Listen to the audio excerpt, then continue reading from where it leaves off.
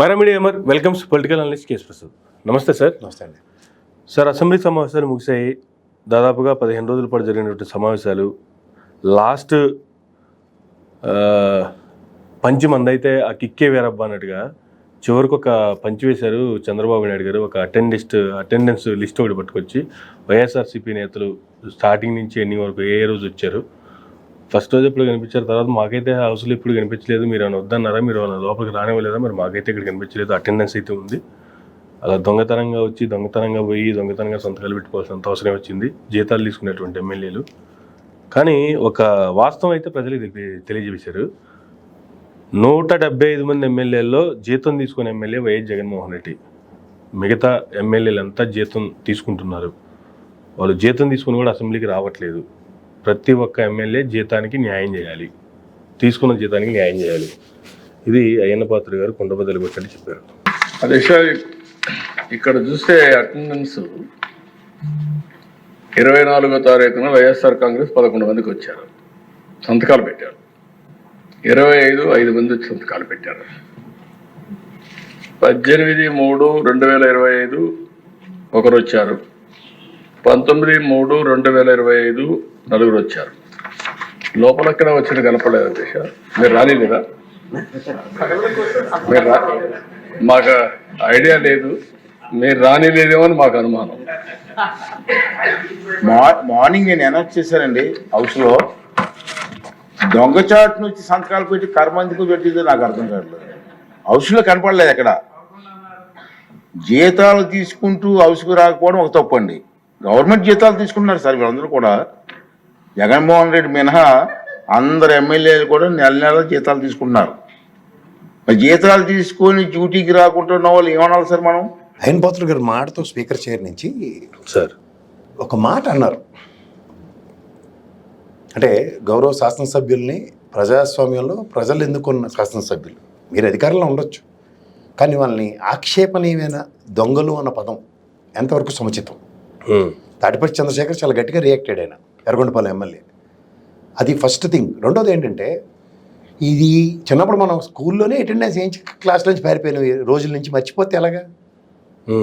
అందరిది అదే. అలా అసెంబ్లీలో మీ బడ్జెట్ సమావేశాలు బడ్జెట్ పెడుతున్నప్పుడు 30 మంది రాలే మీ ఎమ్మెల్యేలు, అది మర్చిపోతే ఎలా? గులివింది గంచి సామెతే sir. First thing elections crystal clear. కనీసం మీ 6 పథకాల కోసం పెట్టుకోలేదైనా 79,000 కోట్లు ఎలకేషన్ కావాలి. బడ్జెట్లో 17,500 కోట్లు ఎలకేట్ చేశారు. అంచేత ఎవరొచ్చి ఏం మాడతారు? దాని బదులు ప్రజా ఉద్యమాలు బయట చేసుకుంటే సరిపోద్ది. మీకేంటంటే అటెండెన్సు, ఆక్షేపణం. రామారావు గారు 2 సంవత్సరాలు ఆయన చేయి కూడా సరిగ్గా లేనప్పుడు అలాంటి ఇబ్బందులు పడుతున్న పరిస్థితుల్లో సంతకం, ఇవన్నీ దాని గురించి ఒకసారి పెద్ద చర్చ పెట్టండి కావాలంటే సార్. జగన్మోహన్ రెడ్డి గారు 2 సంవత్సరాలు పాదయాత్ర అని చెప్పి మీకు ఏదో అవమానం జరిగిందని మీరు రాకుండా 2 ఏళ్ళు మర్చిపోతే అలాగే చరిత్ర. యాజ్ ఇఫ్ ఇవాళే ఏదో అన్నట్టు మీకు ఈ తెపేల ఛానల్కి చర్చనీయాంశం కావాల్సిన ఒక మెటీరియల్ ఇవ్వాలి కాబట్టి ఇస్తున్నారు. కానీ ఆ పదాలు ఎంతవరకు సముచితం? గౌరవ శాసనసభ్యులని ప్రతి ఒక్కడు మాట్లాడుతూ గౌరవ శాసనసభ్యులకి కనీసం గౌరవం కూడా ఇవ్వని అంత ఇదే. పైపచ్చి ఊరికే జీతబత్యాల గురించి మాట్లాడుతున్నారు. నాకు తెలిసి రామారావు గారు ₹1 జీతం తీసుకున్నాడని చరిత్ర చెప్తోంది. ఆయన ముఖ్యమంత్రిగా ఉన్నప్పుడు. అంటే స్టేచర్ ఉన్న వాళ్ళు ఎలా బిహేవ్ చేస్తారన్న దానికి జగన్మోహన్ రెడ్డి గారు ఇంకొక నిలువెత్తిన నిదర్శనం. ప్రజాస్వామ్యంలో నేను స్వచ్ఛందంగా ఒక ఎమ్మెల్యేగా సేవ చేయడానికి వచ్చాను అంటే అఫ్కోర్స్ వీళ్ళకి బాగా అలవాటు కదా, దోపిడీ, మొత్తం దోచుకున్నాడు, నేలమాలికలు, ఈ కథలు అలవాటు అయిపోయి కదా వీళ్ళకి సంవత్సరం బట్టి, అంతకుముందు 5 సంవత్సరాలు బట్టి. ఎందుకంటే జరుగుబాటు అంత సుఖం లేదని మాట్లాడినంతకాలం ఎవడు తిరిగి కౌంటర్ ఇవ్వకుండా, అంటే ఐ మీన్ అరుచుకొని సావనే ఎవడికి తెలియదు ఇక్కడ. ఎందుకంటే 2 సంవత్సరాలు కరోనా పాండమిక్ తెలుసు. 2,72,000 కోట్లు బడ్జెట్ ఇలా ఇచ్చి ప్రజలకు ఇచ్చింది. డీబీటీ నాన్ డీబీటీ త్రూగా ఇంకొక 1,50,000 కోట్లు.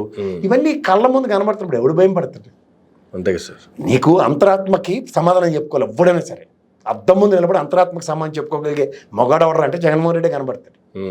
చూసుకోమనండి. ఎందుకంటే మీరు ఈరోజు దాకా 10 నెలల ప్రస్థానంలో మీరు పెట్టిన అసెంబ్లీ సమావేశంలో ప్రతిదీ అగ్నిపునీతలో బయట తీసి నిలబెట్టారు జగన్మోహన్ రెడ్డి సార్. ఏ విషయమైనా సరే మీరు అబాండాలు ఎన్ని వేసుకుని వచ్చారో అన్నిటికన్నీ, ఇంక్లూడింగ్ 14 లక్షల అప్పులతో సైతం. ఇంకేముంది? డైరెక్ట్గా మీ చెల్లుమని మీ ప్యాండిల్ మీరే కలుపుకొని మీరే చల్లుకుంటున్నారు. లేదు, ప్రజలకి ఇది ఈ విధంగా మోసం చేయడానికే మేము ప్రభుత్వం తీసుకొచ్చామని చెప్పడానికి కూడా నేను కాదు, పయ్యవల్ కేశవర్ గారే ఫ్లోర్ ఆఫ్ ద హౌస్లో చెప్పారు. Yes sir. ఇలా మాట్లాడబట్టు ఇవి కాదు. ఎందుకంటే అనర్గళంగా మాట్లాడి కొంతమంది తెలుగుదేశం యోధుల్లో దొలిపల్లి నరేంద్ర గారు, పయ్యవల్లి కేశవర్ గారు, రేవంత్ రెడ్డి గారు వీళ్ళు అధికార ప్రతినిధులుగా ఉన్నప్పుడు గడగడలు ఆడించేవారు. నాకు వాళ్ళ మీద గౌరవం ఉంది. తొదరాళ్ళు ఇన్స్పిరేషన్స్ మాకు. వాళ్ళు మేము విశ్లేషకులుగా మాట్లాడినా కొంతమంది నవరాటరీ స్కిల్స్కి ప్రభావితమైన వ్యక్తులు. అలాంటి వ్యక్తి ఇటు మాటలు ఉండవు. పైగా ఆయన మాట్లాడుతున్నప్పుడు ఎక్కడ తడబాటు పడ్డట్టు మాట్లాడిన ఇది కూడా ఏమి లేదు. ఎప్పుడు ఆయన చాలా బాగా మాట్లాడతాడు. ఆయన పయ్యవల్లి కేశవ గారి స్పీచ్ అనర్గళంగా మాట్లాడగలడు. అందులో నో కాంట్రడిక్షన్. అలాంటి ఆయన చెప్పాడు రాజకీయం దేనికి చేసాము, పొత్తు దేనికి పెట్టుకున్నాము, వాళ్ళ స్వప్రయోజనాలు ఎలా పరిరక్షించుకుంటున్నారని దానికి నిలువెత్తి 10 నెలల్లో ఉదరం. సో దానికి జగన్మోహన్ రెడ్డి గారు జీతం తీసుకోలేదు అన్నది అట్లీస్ట్ నేను అదే చెప్తున్నా.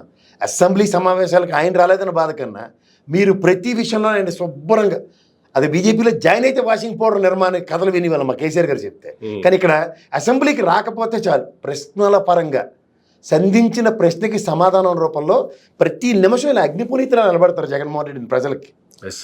తూచ్ మేమే అబద్ధం చెప్పాం కానీ పచ్చి నిజం ఇది, తూచ్ మేమే అబద్ధం చెప్పాం పచ్చి నిజం ఇది అని. అంచేత మాకేం నష్టం లేదు. కంటిన్యూ చేసుకోండి.